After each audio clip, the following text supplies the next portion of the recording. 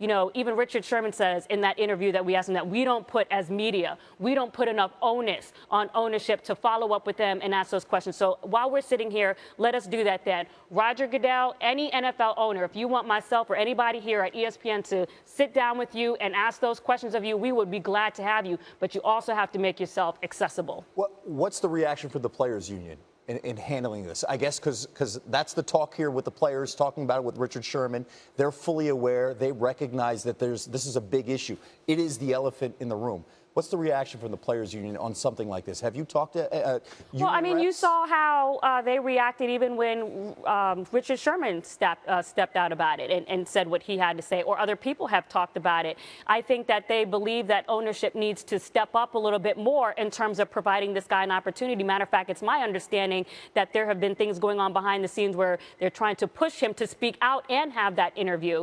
I think that Colin Kaepernick is a proud individual and doesn't feel that he needs to overly put himself out there to beg for a job when his production should stand for itself, even if it has decreased since the last time he was vying for a Super Bowl. It doesn't matter.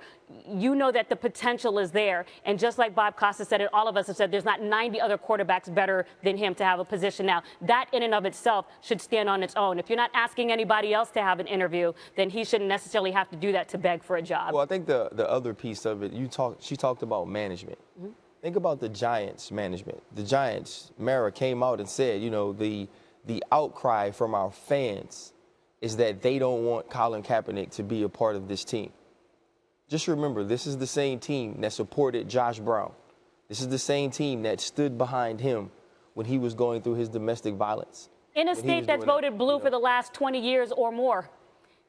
I'm just talking about with the diversity in New York and New Jersey. If you can get past Michael Vick and the things that he happened, I'm sure that you can talk about what Colin Kaepernick has done in terms of being able to get past whatever you feel like his beliefs are off the field.